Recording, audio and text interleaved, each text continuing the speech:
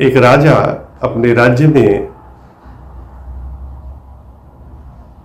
प्रजा का पता करने के लिए घूम रहा था और पूछ रहा था किसी को क्या क्या तकलीफें हैं, और इतने में उसके कोट का एक बटन टूटकर गिर गया।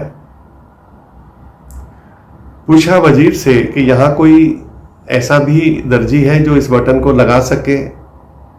वो दर्जी को बुलाया और कहा कि इस बटन को इसमें टांग दो, और उस दर्जी ने बहुत अच्छी तरह से उस बटन को उसमें टांग दिया। पूछा राजा ने क्या दिया जाए।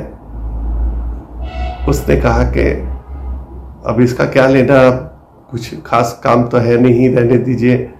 पर राजा ने कहा कि नहीं, तुम अपना मेहनताना लो। तो उसने कहा कि फिर आप अपनी तौफीक के हिसाब से ही दे दीजिए, मैं तो क्या मांग सकता हूं आपसे, इसके बदले में आप ही अपनी तौफीक के हिसाब से दे दें। वो तो राजा था, उसने कहा कि इसे 2 गांव दे दो। वजीर ने राजा की तरफ राजा को कहा, राजा ने कहा कि इसको 2 गांव दे दो, क्योंकि उन्होंने कहा था अपनी तौफीक के हिसाब से।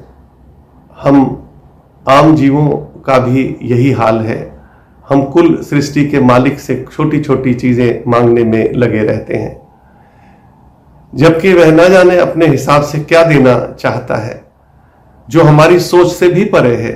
हम मांगते रहते परमात्मा से कि ऐसा दे दो, वैसा दे दो, धन दे दो, थोड़ा सा ये दे दो।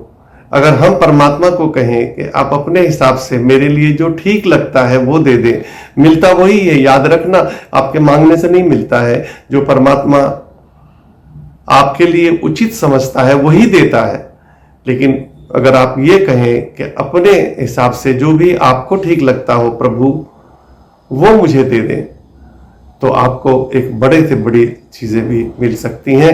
लेकिन आप जब परमात्मा से एक छोटी चीज मांगते हो तो फिर छोटी ही मिलती है, फिर बड़ी चीज नहीं मिलती है, क्योंकि आपकी जो चाहत है वो इतनी छोटी है, तो वही चीज मिलेगी। और यही अगर आप कह दें परमात्मा आप अपने हिसाब से जो आपको मेरे लिए ठीक लगता हो दे दें, तो फिर राजा की तरह हम भी उसके काबिल हो जाते हैं, और फिर हमें भी परमात्मा कहता है चलो ठीक है ये ले लो। धन्यवाद।